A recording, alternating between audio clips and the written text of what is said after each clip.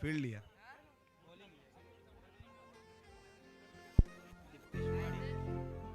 दीपेश माडिक साहेब देखील इथे उपस्थित आहेत. त्यांना विनंती करतो की आपण मुख्य व्यासपीठाकडे यायचं आहे. त्यांचं यशोदीत सन्मान केलं जात आहे. मी त्यांना विनंती करतो त्यांचं यशोदीत सन्मान करतील.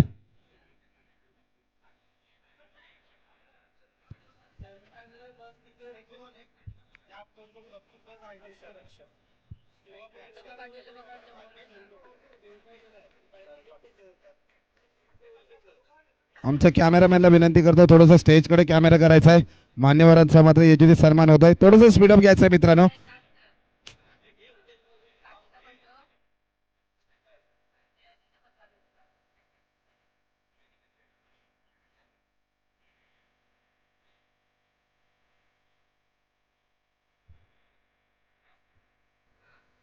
एका बाजूला पहिलाच तर पहिली सेमीफायनल आई गावदेवी चषक 2026 पर्व साभेमध्ये साई केला आहे तो हर्षद.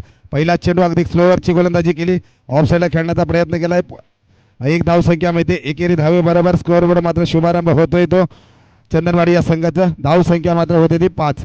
पहिल्या चेंडूवरती चौकार लगावल्याच्या नंतर धावसंख्या झाली ती 5. अगदी कमबॅक केलाय गोलंदाजीतून मंगेश खताते याने. हर्षदला मात्र मानावं लागेल. लगेचच आपला एखादा चौकार गेल्याच्या नंतर स्लो गतीची फलंदाजी पाहायला मिळाली. कारण आपलं विकेट खूप महत्वाचा आता या सेमीफायनलमध्ये आहे तो हर्षदला माहीत आहे. नक्कीच सर. सेमीफायनल म्हटलं म्हणजे थोडंसं प्रेशर आपल्याला पाहायला मिळतं. फलंदाज असतील गोलंदाज असतील कारण ही मॅच महत्त्वपूर्ण असेल आणि इथून आपण जर मॅच जिंकलात तर आपण फायनलमध्ये प्रवेश निश्चित करतो आणि इथून जर का आपण मॅच गमावली तर त्याचं देखील दुःख थोडंसं खूप होतं कारण आपण सेमीफायनलमध्ये जी माघार घेतो ती माघार आपल्याला कुठेतरी हार थोडीशी जीवाला लागते. पाहूया मसला गोलवाडी आणि चंदनवाडी हे संघ आता पहिल्या सेमीफायनलमध्ये दाखल झाले आहेत. धावसंख्या तब्बल जाऊन पोहोचले ते 6 या आकड्यावर. स्ट्राईक एंडला आपण पाहतोय दर्पण याच्या बॅटमधून आतापर्यंत एक चौकार आलाय. नॉन स्ट्राईक एंडला मात्र दर्पण आहे. हर्षद याचा पुन्हा एकदा मोठा फटका मारण्याचा प्रयत्न. चांगल्या गोलंदाजीचं प्रात्यक्षिक आपल्याला पाहायला मिळत आहे मंगेश खताते साहेब यांच्या माध्यमातून देखील. 6 या धावसंख्येवर मात्र स्कोअर बोर्ड स्थिरावलाय तो चंदनवाडी या संघाचा. नक्कीच पहिल्याच अगदी आपण बाईट्स घेतली टॉसमध्ये. त्याच्यावर मंगेश खताते साहेबांनी सांगितलं की आम्ही 50 धावांपर्यंत त्यांना थांबवू शकतो.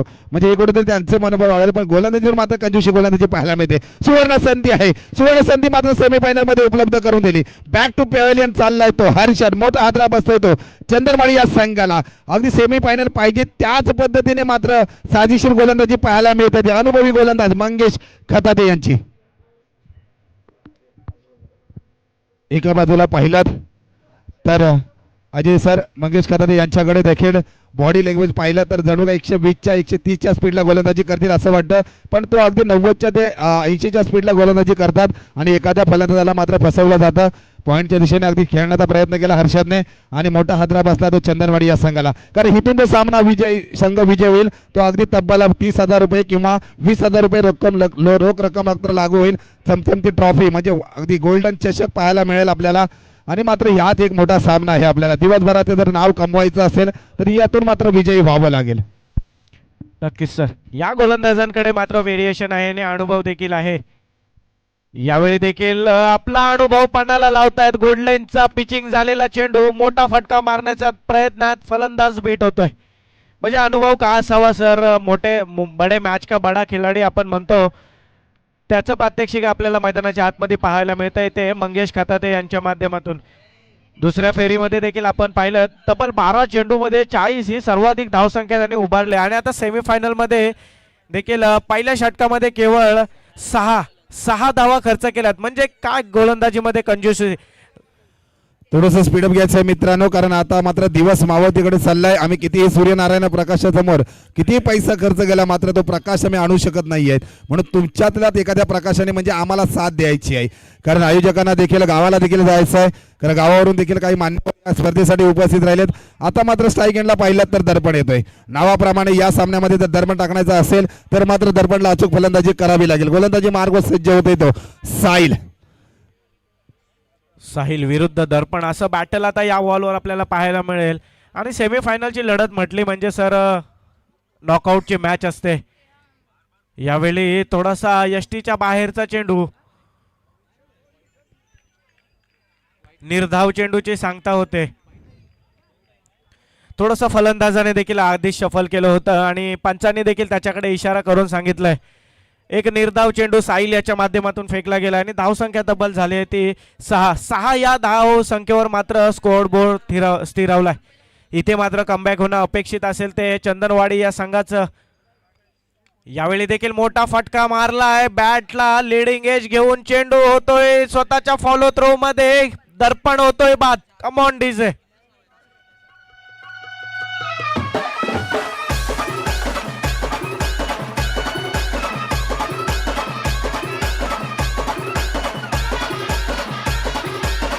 Thank you DC.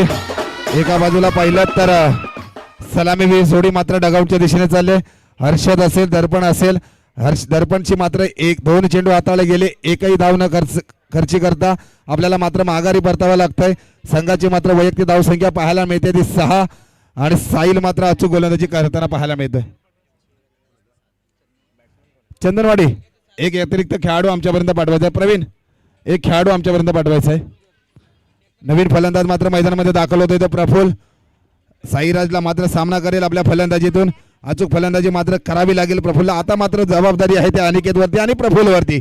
एका बाजूला पाहिलं तर विराट कोहली, दुसऱ्या बाजूला पाहिलं तर श्रेयस अय्यर. अवांतर धाव कदाचित असेल. वाईटच्या सर्वमध्ये 1 धाव मिळते. एकेरी धावे बरोबर संघाची मात्र वाढती धाव संख्या होते ती 7.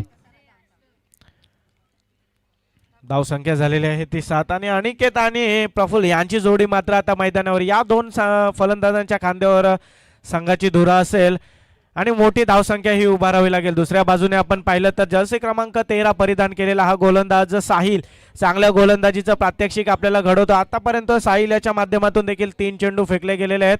यावेळी फुल टॉस होता. मोठा प्रहार केलाय. त्या ठिकाणी क्षेत्ररक्षक येतोय परंतु बॉल पर्यंत पोहोचू शकलेला नाहीये आणि दरम्यानच्या कालावधीमध्ये देखील 2 धावा पूर्ण होत आहेत. तिसरी धाव घेण्याचा प्रयत्न प्रफुल्लचा आहे परंतु नाही, कारण इथे सर विकेट महत्वाचे आहे. आतापर्यंत आपण पाहिलं तर चंदनवाडी संघाचे 2 गडी बाद झालेत. म्हणजे धावसंख्या झालेली आहे ती 9 आणि 2 गडी बाद. म्हणजे टॉप ऑर्डरचे फलंदाज मात्र तंबूत परतताना आपल्याला पाहायला मिळालेत. 4 चेंडूंचा देखील दुसऱ्या षटकाचा सामना झाला आहे. माफ करा, 3 चेंडूंचा सामना झाला आहे. इथे मात्र मोठे फटके येणं अपेक्षित असेल. स्ट्राईक एंडला आपण पाहतोय तो प्रफुल्ल याला. नक्कीच स्ट्राईक एंडला आहे तो प्रफुल्ल. गोलंदाजी मार्ग साहिल ऑफ साईडला खेळण्याचा प्रयत्न. पॉईंटच्या दिशेने क्षेत्ररक्षण मात्र त्यांना 1 धाव मिळते. एकेरीचा दुहेरीमध्ये रूपांतर करतायत का पण नाही. एका धावेवरती मात्र थांबवलं जात आहे. आता मात्र स्ट्राईक एंडला येतोय तो अनिकेत. तब्बल 1 चेंडू हाताळला गेला होता, तो निर्धाव चेंडू गेला. आता मात्र अनिकेत त्या खांद्यावर मोठी जबाबदारी असेल कारण सेमीफायनलचा राऊंड आहे. इथून तर संघ माघारी परतेल.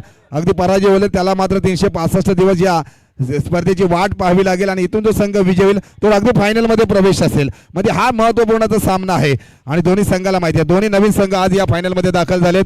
प्रवीणला देखील माहित आहे की हा संघ सामना मला विजयी व्हायचा आहे, पण एकेकी हार मारणारा खेळाडू नाही मंगेश खताते. साहिलला मात्र मार्गदर्शन करतात कुठल्या पद्धतीने चेंडू हाताळायचा आहे. त्याला मात्र सामना करेल अनिकेत. स्ट्रेट ड्राईव्ह खेळण्याचा प्रयत्न होता. 1 धाव परिपूर्ण. एकेरीचा दुहेरीमध्ये रूपांतर होते. थोडे साईराज किरण करून मिस्टेक होते आणि एकेरीचा दुहेरीमध्ये रूपांतर केलंय. या 2 धावेबरोबर संघाची मात्र वाढती धाव संख्या पाहायला मिळते ती 12. म्हटल्यानंतर आपण अनेक वेळा उच्चार केला युवराज सिंग सरांचं जर्सी क्रमांक 12 आहे तेवढी मात्र धाव संख्या होती चंदनवाडी या संघाची. जर मात्र इथून जर अचूक फटके आणले तर मात्र वर्चस्व करू शकतो चंदनवाडी हा संघ. कारण पहिल्या सामन्यामध्ये एक 1 साइड हिरो ठरलेला मंगेश खताते चांगली फलंदाजी करू शकतो हे प्रवीणला चांगलं माहीत आहे आणि त्याच्यामुळे चांगलं असं टार्गेट ठेवण्याचा मानस असेल तो चंदनवाडी या संघाच्या दोन्ही फलंदाज अनिकेत आणि प्रफुल्लचं. स्ट्राईक एंडला आहे तो अनिकेत. मोठा प्रहार करण्याचा प्रयत्न केलाय. झेलच्या खाली मात्र क्षेत्ररक्षण येतोय पण नाही. झेल मात्र थोडीशी धरणीला दान होते आणि एकेरीचा दुहेरीमध्ये रूपांतर करताय. 2 धावे बरोबर संघाची वाढती धावसंख्या जर अजय सर पाहिली तर 14 या आकड्यावर जाते. निश्चितच सर 14 या आकड्यावर आपण धावसंख्या पाहतोय आणि चंदनवाडी संघाचे फलंदाज देखील आपण पाहिलं. हर्षद असेल, दर्पण असेल, अनिकेत असेल आणि प्रफुल्ल असेल. यामध्ये कुठेतरी एक लेफ्ट हँडर फलंदाज म्हणून ज्यांनी ओळख निर्माण केली आणि संघाचा कर्णधार प्रवीण याचं देखील येणं अपेक्षित होतं. कारण सर राईटी आणि लेफ्टी कॉम्बिनेशन आपण पाहतो मैदानाच्या आतमध्ये नेहमीच. त्याचा फायदा मात्र फलंदाजी करणाऱ्या टीमला होतो आणि प्रवीणचं येणं कुठेतरी या ठिकाणी अपेक्षित होतं. परंतु कर्णधार आहे स्वतः आणि कर्णधाराने मात्र आपल्या खेळाडूंवर विश्वास दर्शवलाय. आता आपण पाहतोय प्रफुल्ल आणि अनिकेत याची मात्र जोडी मैदानावर. प्रफुल्लवर मात्र प्रवीणने विश्वास दर्शवला आणि प्रवीण मात्र स्वतः मागे राहिलाय. बॉलिंग एंडला आपण पाहतोय बॉलिंग मार्कवर सज्ज होतोय तो राजकिरण याच्याकडून मात्र दुसऱ्या षटकामध्ये आपण पाहिलं होतं थोडीशी मिसफिल्ड झाली होती आणि दुसऱ्या सामन्यामध्ये देखील या गोलंदाजाने तब्बल 21 या धावा खर्च केल्या होत्या आपल्या वैयक्तिक गोलंदाजीवर. या ठिकाणी सेमीफायनलचा सामना आहे, दबाव आहे. इथे मात्र काय गोलंदाजी केले, पहिला चेंडू आणि पहिल्या चेंडूवर दर्पण प्रफुल्ल याला मात्र माघारी परतवलंय. Come on DJ.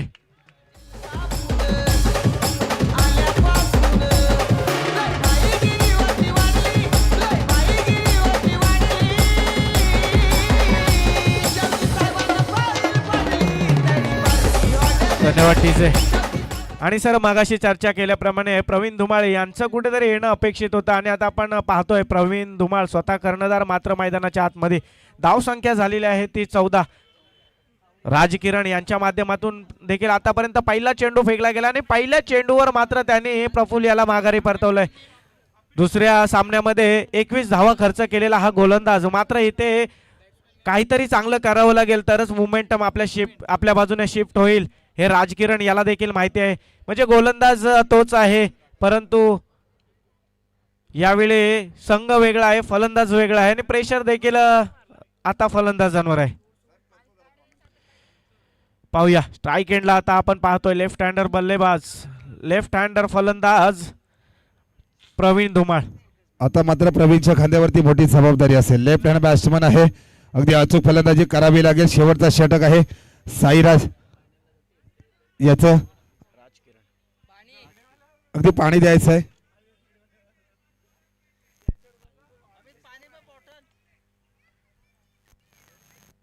पंचांकडे थोडस पाणी पोचवायचं आहे, विनंती करतो सदस्यांना.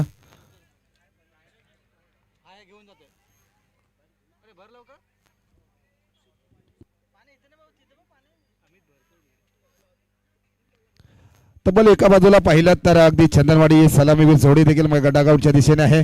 दुसऱ्या बाजूला पाहिलं तर आता मात्र मोठा हादरा बसला. प्रफुल्लला देखील माघारी परतावं लागलं त्याची जागा भरून काढण्यासाठी. स्वतः प्रवीण मात्र आता स्ट्राईक एंडला आहे.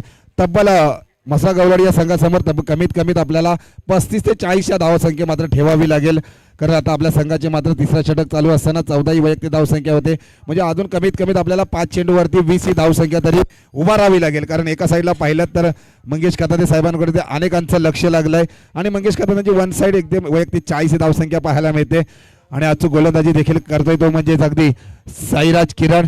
पहिल्या चेंडूवरती मोठा हादरा बसवून दिला. प्रफुल्लला मात्र माघारी परतावं लागलं. आता मात्र दर्पण आणि हर्षदला मात्र अपेक्षा असतील त्या प्रवीणकडून, कारण वारंवार प्रवीण हर्षद आणि प्रवीणकडून अपेक्षा करतो. आता मात्र प्रवीणकडून अपेक्षा असतील या संघाला, चंदनवाडी या संघाला. एक शिस्तमय खेळाडू आहे पण आता मात्र त्याला जर्सी क्रमांक आपला 45 आहे. एका बाजूला पाहिलं तर मुंबईचा चॉकलेट बॉय राजा ज्याला ओळखलं जातं तो रोहित शर्माचा जर्सी क्रमांक घालून लेफ्ट हँड बॅट्समन पहिल्यांदा खेळताना पाहायला मिळत आहे चंदनवाडी या संघाकडून. अचूक फलंदाजी मात्र करावी लागेल कारण सेमीफायनलचा राऊंड आहे. राजकिरण तर चांगली गोलंदाजी पाहायला मिळते. पहिल्या चेंडूवरती एक विकेट घेण्यामध्ये यशस्वी झालाय. प्रवीणला मात्र सामना करायचा आहे फलंदाजीतून.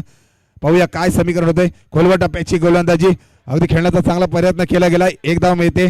एकेरीचा दुहेरीमध्ये रूपांतर केलंय आणि 2 धावेबरोबर संघाची मात्र वाढती धावसंख्या होते ती तब्बल 16. अजय सर पाहिलं ना तर प्रवीणकडे देखील मोठी काबिलियत आहे. या 4 चेंडूवरती अगदी 2 जरी प्रहार केले तर 12 ही धावसंख्या देखील वाढू शकते. म्हणजे आपण 35 ते 40 या धावसंख्येचा पाठलाग करू शकतो.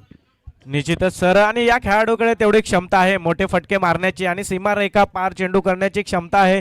आणि इथे मात्र त्याला याचं प्रात्यक्षिक घडवावं लागेल. यावेळी देखील त्याचा प्रयत्न होता स्क्वेअर लेगच्या दिशेने खेळण्याचा, मात्र चेंडू होतोय सीमारेषेच्या दिशेने. एकेरीचं रूपांतर मात्र दुहेरीमध्ये झालं. तिहेरीमध्ये रूपांतर करण्याचा प्रयत्न. नॉन स्ट्राईक एंडला देखील खतरा होता. वाईट +3 अशा एकूण मात्र या 4 धावा आल्या त्या चंदनवाडी संघाच्या खात्यामध्ये. इथून थोडंसं मोमेंटम शिफ्ट होतंय ते आता चंदनवाडी संघाकडे.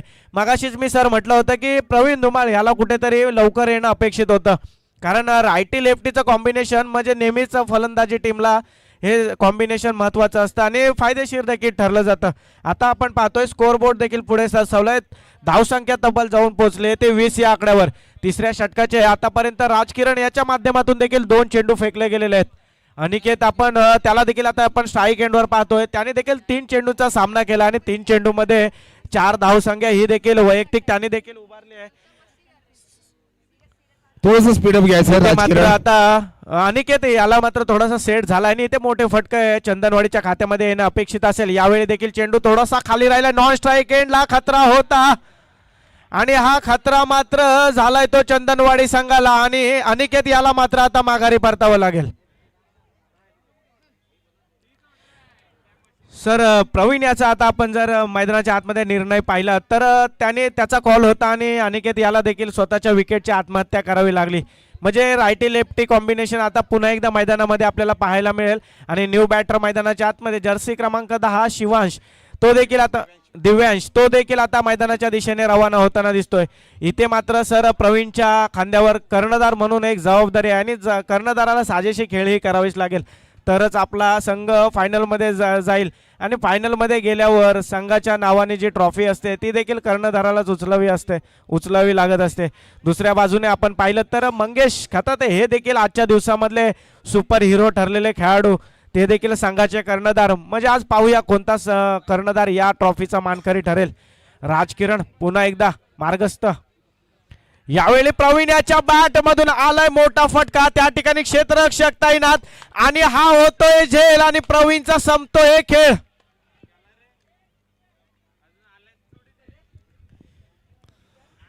अगदी फणसवाडी या संघाला कॉल असेल आपण नाणेफेकीसाठी यायचं आहे. फणसवाडी संघ दुसऱ्या सेमीफायनलकडे आपण जाणार आहोत. एका बाजूला पाहिलं तर फणसवाडी हा संघ, दुसऱ्या बाजूला पाहिलं तर सायगाव संघ दुसऱ्या सेमीफायनल मध्ये दाखल झालेत. तरी मी फणसवाडी या संघाच्या कर्णधारांना विनंती करतो आपण नाणेफेकीसाठी यायचं आहे.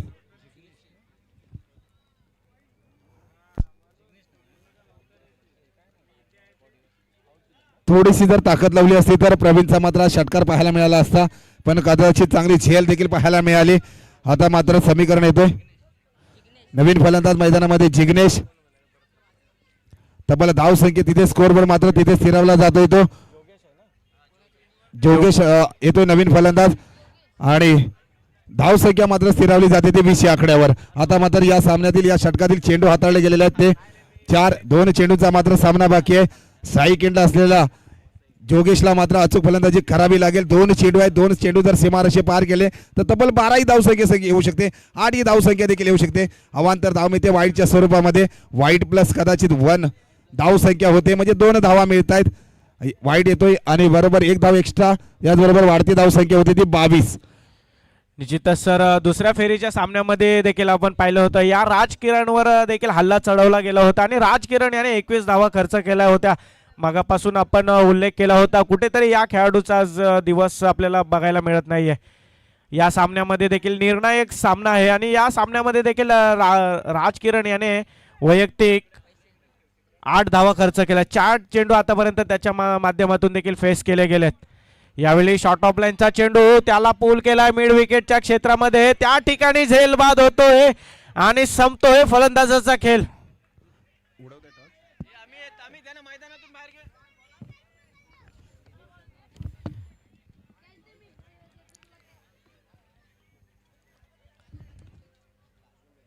धावसंख्या झालेली आहे ती 22 या आकड्यावर मात्र आता स्कोअरबोर्ड थोडासा स्थिरावलेला दिसतोय. शेवटचा चेंडू येणं इथे बाकी असेल. राजकिरण याच्या माध्यमातून जास्तीत जास्त धावा उभारण्याचा प्रयत्न देखील असेल तो चंदनवाडी या संघाचा.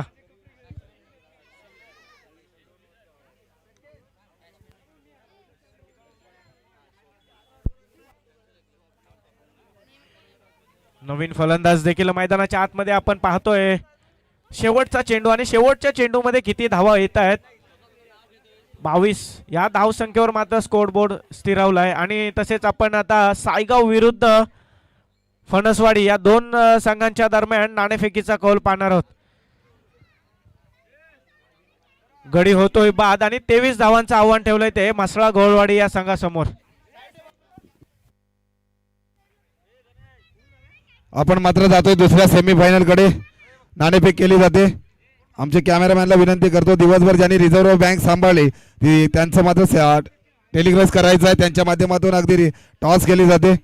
दोन्ही संघांमध्ये एका बाजूला सायगाव संघ दुसऱ्या बाजूला फणसवाडी या संघ. नाणेफेकीचा कॉल जातोय तो फणसवाडी या संघाच्या बाजूने. आपला काय निर्णय असेल? क्षेत्ररक्षण स्वीकारलं जात आहे. तब्बल गवळी प्रीमियर लीग मध्ये त्याला 66,000 पॉईंटची बोली लागली गेली. तो महागडा खेळाडू या संघामध्ये दाखल आहे. काय प्लॅनिंग असेल, किती धावांपर्यंत आपण त्याला थांबवू शकता? निखिल सरकार देखील एक हार्ड हिटर फलंदाज आहे. तुम्हाला पण शुभेच्छा सर. 20 ते 25 धावाच्या आतमध्ये आम्ही त्यांना थांबवण्याचा प्रयत्न करू. नक्कीच अगदी कारण काय सुशांत सारखा गोलंदाज मेडनवर पाहायला मिळाला. राज सारखा देखील एक युवा स्टार गोलंदाज पाहायला मिळतोय. पण आपण या सामन्यामध्ये सेमीफायनलमध्ये या स्पर्धेमध्ये 6व्या पर्वामध्ये दाखल झालायत, तर जास्त विश्वास कुठल्या गोलंदाजावरती असेल? सुशांतवरती असेल. तुम्हाला देखील सेमीफायनलमध्ये खूप साऱ्या शुभेच्छा. एका बाजूला पहिल्यांदाच सेमीफायनलला दोन्ही संघ देखील पोहोचतायत. अगदी सायगाव संघाला देखील शुभेच्छा असतील. सायगाव संघाकडून काय प्लॅनिंग असेल? आपण किती धावांपर्यंत त्यांना मारण्याचा मानस असेल? 35 ते 40 धावांचा मानस असेल. 35 ते 40 या धावसंख्येचा पाठलाग असेल.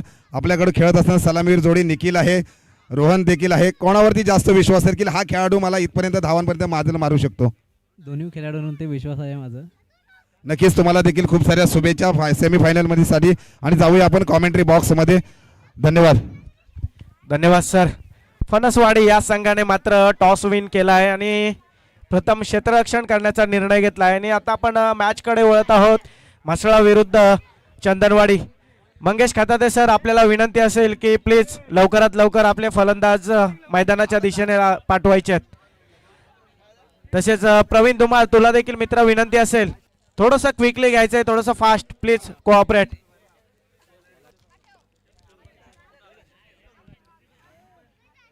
तब्बल अजय सर जर पाहिलं तर या स्पर्धेला मात्र प्रथम क्रमांक म्हणून अगदी तब्बल 30,000 रुपये रोख रक्कम आहे. एक गोल्डन चषक देखील आहे.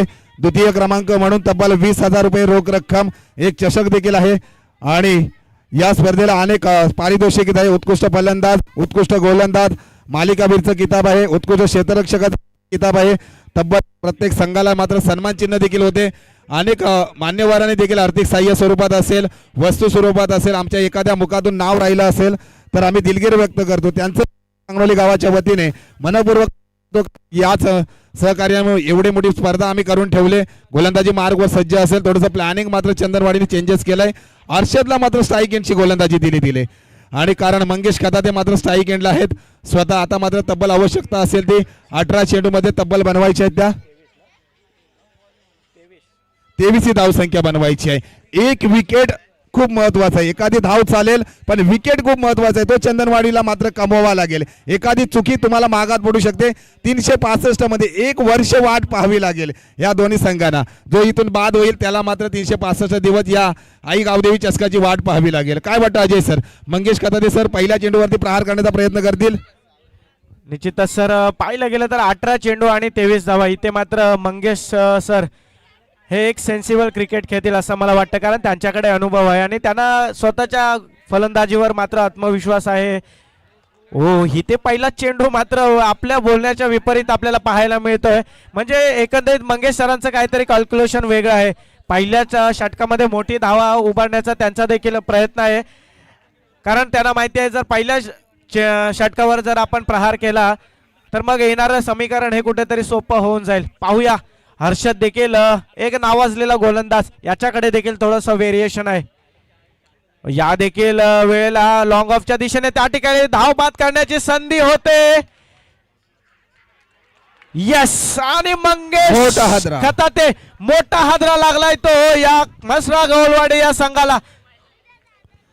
मोठा हादरा बसला जातोय तो अगदी म्हसळा गवळी या संघाला. हीच वर्ल्ड कपची आठवण करून देतो जो वर्ल्ड कप इंडियाने कमावला होता. आपण बघण्याच्या अगोदर वीरेंद्र सेहवाग, सचिन तेंडुलकर सरांना मात्र डगआउटच्या दिशेने पाहायला मिळालं होतं. त्याच्यानंतर जर जबाबदारी घेतली तर अगदी गौतम गंभीर, युवराज सिंग असेल, महेंद्रसिंग धोनी असेल आणि नंतर आपण तो चॅम्पियन ऑफ द टुर्नामेंटमध्ये ठरलं होतं तो इंडिया संघ. इथून मात्र ही सुवर्ण संधी असू शकते. ती मात्र अचूक शिक्षण पाहायला मिळालं प्रवीणचं.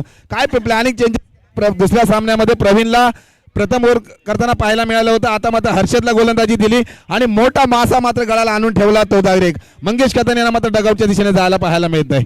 मोठा हादरा मानावा लागेल. आता मात्र क्षेत्ररक्षण सजवलं जात आहे. थोडीशी टीम मीटिंग कमी करायची आहे मित्रांनो. आता मात्र स्ट्राईक एंडला येऊन ठेपतोय तो राज किरण. आता या राज किरणला मात्र आपले किरण पल्लवीत ठेवायचं असेल तर मात्र अचूक फलंदाजी करावी लागेल. निश्चितच सर, 2 एप्रिल 2011ला तो वर्ल्ड कपचा सामना होता भारत विरुद्ध श्रीलंका. या सामन्याची थोडीशी कहाणी मी सांगेन पुढच्या चेंडूवर. यावेळी देखील शॉर्ट ऑफचा चेंडू, त्या ठिकाणी क्षेत्ररक्षक होता परंतु क्षेत्ररक्षणामध्ये होते गफलत आणि मात्र एकेरी या धावेवर मात्र समाधान मानावं लागेल.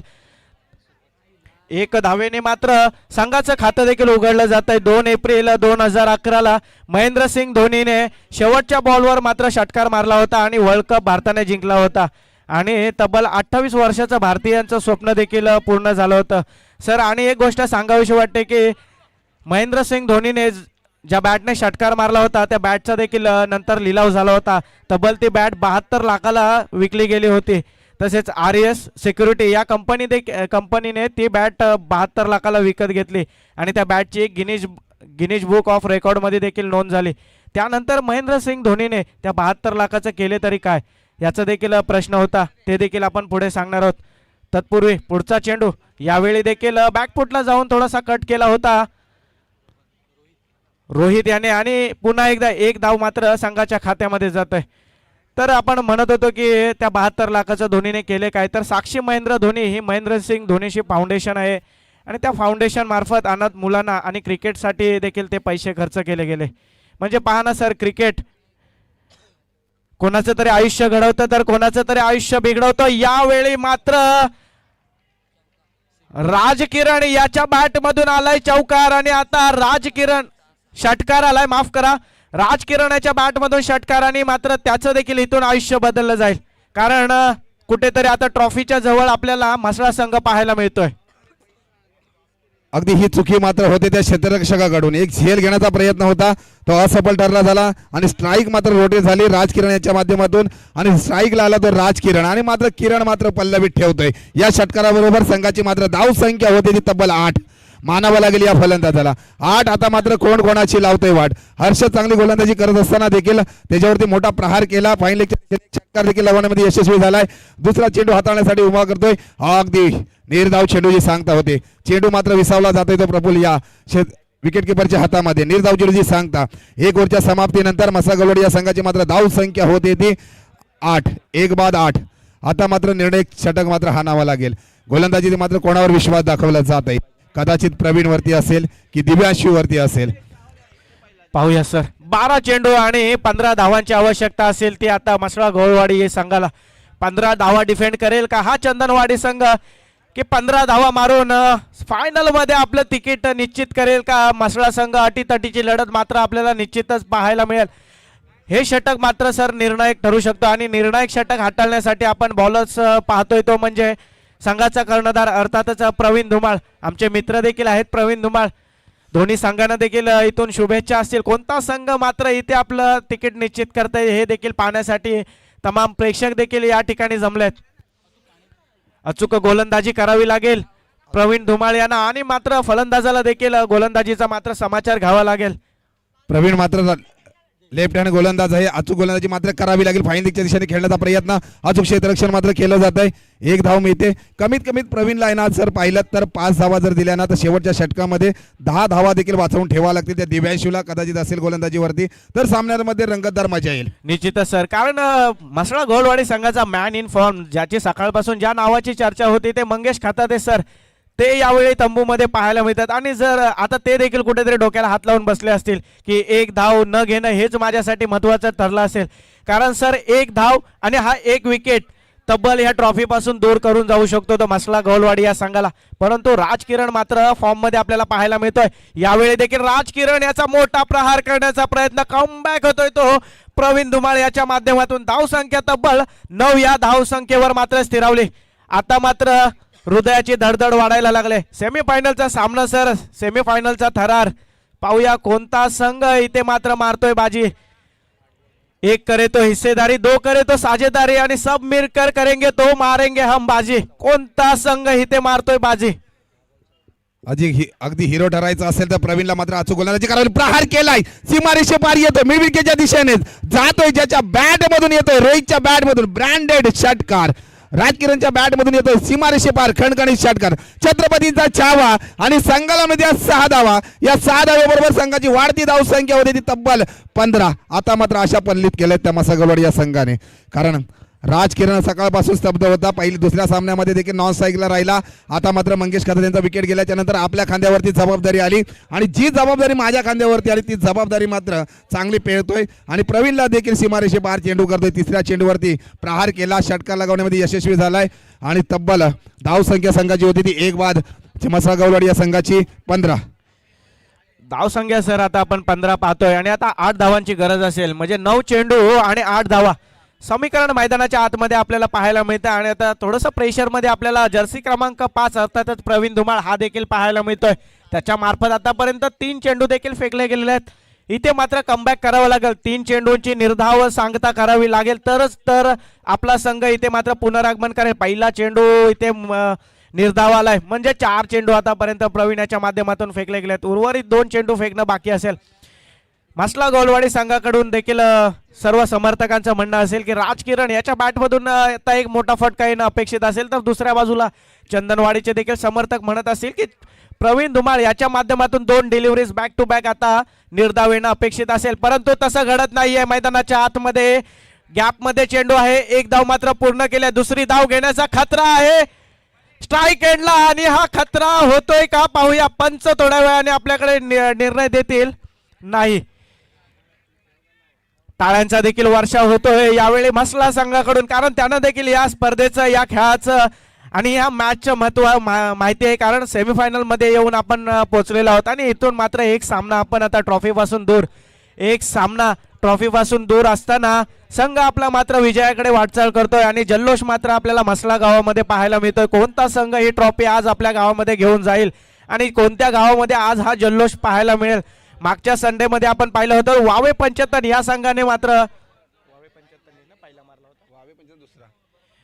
धनगर मलई या संघाने मात्र पहिला क्रमांक मारला होता. त्या गावात ट्रॉफी गेली होती. आज इथे मात्र 4 संघ मात्र सेमीफायनल मध्ये दाखल झालेत. इथून जो पुढे जाईल तोच मात्र सेमीफायनल मध्ये. इथे मात्र प्रहार चढवलाय मिड विकेट क्षेत्रामध्ये.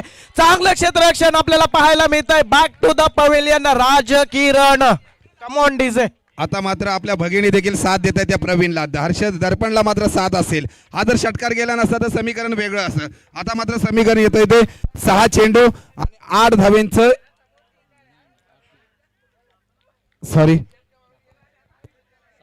6 धावांची आवश्यकता आहे.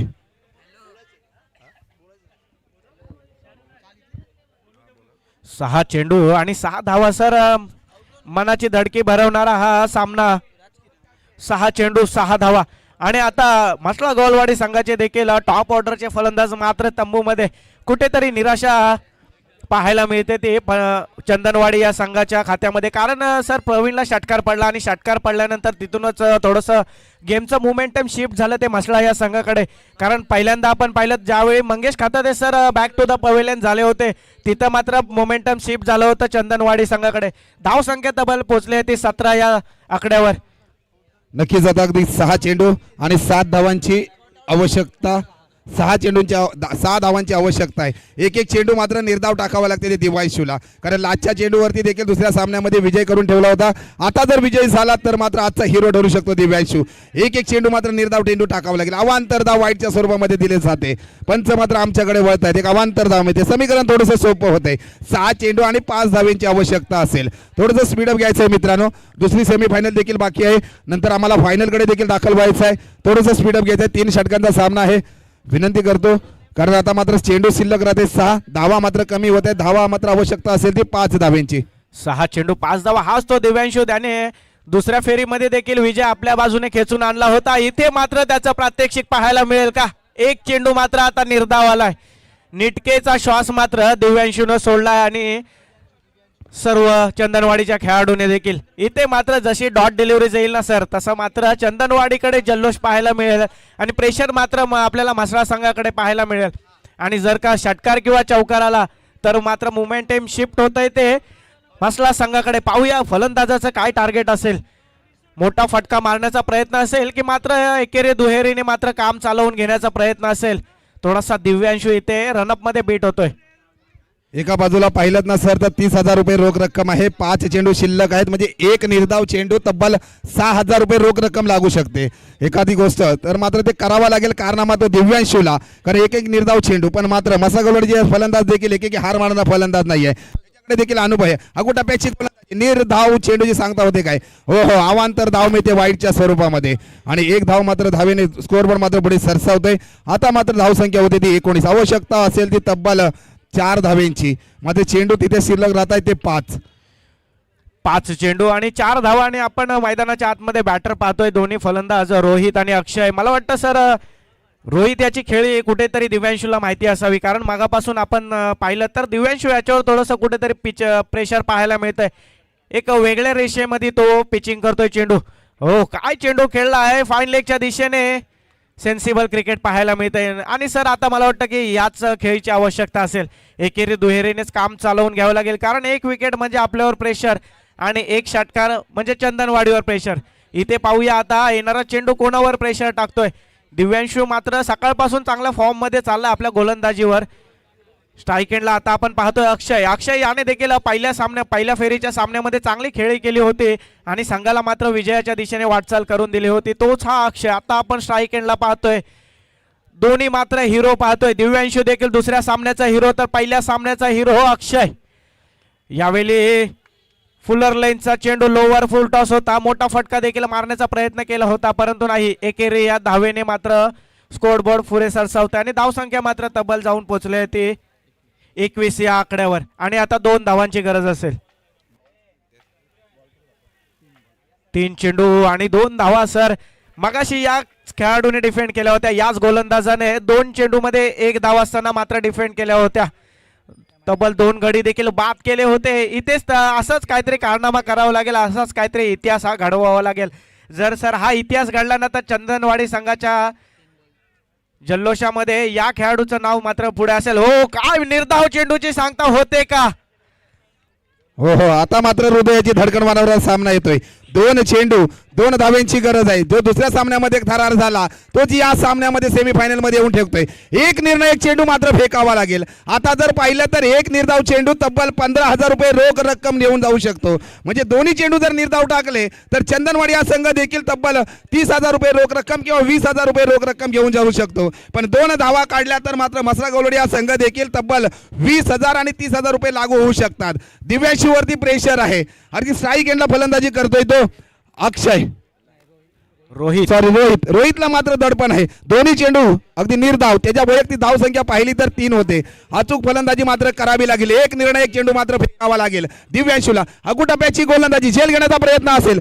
झेल घेतला गेला. हो, काय सामन्यामध्ये रंगतदार मजा आणले. मानावं लागेल या क्षेत्ररक्षकाला. हृदयाची धडकन वाढवणारा सामना. एक चेंडू 2 धावांची आवश्यकता आहे. या कॅचवर सर कुठेतरी मुवमेंट आपल्याला आता चंदनवाडीच्या खात्यामध्ये चंदनवाडीच्या दिशेने शिफ्ट होताना पाहायला मिळत आहे. काय क्षेत्ररक्षण आपण पाहिलं स्क्वेअर लेगच्या दिशेला. हाच मला वाटतं तो क्षेत्ररक्षक आहे ज्याने दुसऱ्या फेरीमध्ये मात्र 2 झेल सोडले होते. मात्र आता इथे गरज असताना मात्र झेल पकडलाय. म्हणजे जर हा सामना जर जिंकला तर ते 2 झेल देखील माफ केले जातील. कारण आपण पाहतो आपण ग्रामीण विभागात क्रिकेट खेळतो. ज्यावेळी आपला संघ विजयी होतो त्यावेळी 1 काय 2 झेल जरी सुटले तरी ते माफ होतात, कारण तिथे आपला विजय असतो. आणि जर का आपला संघ मात्र पराभूत झाला तर 1 जरी झेल सोडला तरी मात्र खेळाडूला तिथे ऐकावं लागतं. आता आपण न्यू बॅटर मैदानाच्या आतमध्ये पाहतोय तो साहिल. आता मात्र दिव्यांशूला रोख रक्कम मसासी वर्धन असोसिएशनचे राजेंद्र दिवेकर साहेब यांच्या माध्यमातून जर मॅच आपल्या बाजूने विजयी करून ठेवली तर तब्बल 201 रुपयाची रोख रक्कम आणि तब्बल 20,000 किंवा 30,000 रुपये रोख रक्कम घेऊन जाऊ शकतो. पण एकेकी हार मारणारा फलंदाज नाहीये तो मसागवडी या संघाचा. स्ट्राईक एंडला आलेला फलंदाज आहे तो साहिलला मात्र फायर व्हावं लागेल. 1 चेंडू 2 धावांची आवश्यकता आहे. मात्र 2 धावा कंपल्सरी बनवाव्या लागतील. प्रेशर आहे दोन्ही संघावरती. कुठला संघ विजयी होते. एका बाजूला पाहिलं तर मसागवडवाडी, दुसऱ्या बाजूला पाहिलं तर चंदनवाडी हा संघ. 1 चेंडू 2 धावांची आवश्यकता. दुसऱ्या बाजूला विजयासाठी 201 रुपयाची रोख रक्कम. एक निर्णायक चेंडू मात्र फेकावा लागेल. हो, चांगली गोलंदाजी पाहायला मिळत आहे. अगदी चंदनवाडी हा संघ विजयी होते. मैदानामध्ये जायचं नाही मित्रांनो, मैदानामध्ये जायचं नाही. आता मात्र मंगेश खातादे साहेबांचा रनआउटचा विकेट किती महागात पडला. 365 दिवस या चषकाची मात्र वाट पाहावी लागेल ते मंगेश खातादे साहेबांना. एखादा विकेट एखादा रन जर कमी आला असता तर मात्र आपला विकेट पिचवर थांबला असता. आता मात्र फायनलिस्टसाठी दाखल झालाय तो चंदनवाडी हा संघ. फणसवाडी या संघाला विनंती करतो की 5 क्षेत्ररक्षणासाठी दाखल व्हायचं आहे. एक विकेटचं महत्व सर या सामन्यामध्ये पूर्ण कलाटणी देणारा हा सामना. मंगेश खताते सर देखील आता डोक्याला हात लावून बसले असतील, कारण हा विकेट चंदनवाडी संघासाठी महत्वाचा होता. आणि ज्यावेळी टॉस का बॉस मध्ये आपण जेव्हा नाणेफेक केलं त्यावेळी प्रवीण याने देखील कमिटमेंट दिली होती की आमचं टार्गेट असेल की मंगेश खताते सरांना बाद करणं, आणि मात्र स्वस्तात बाद झाले होते त्यावेळी मंगेश खताते सर. आणि आता मात्र 365 दिवस नक्कीच या आनंद महाडिक साहेब यांच्याकडून मात्र दिव्यांशू याच्यासाठी 200 रुपयाचं कॅश प्राइज येत आहे. दिव्यांशू याला विनंती असेल की आपण इकडे आमच्याकडे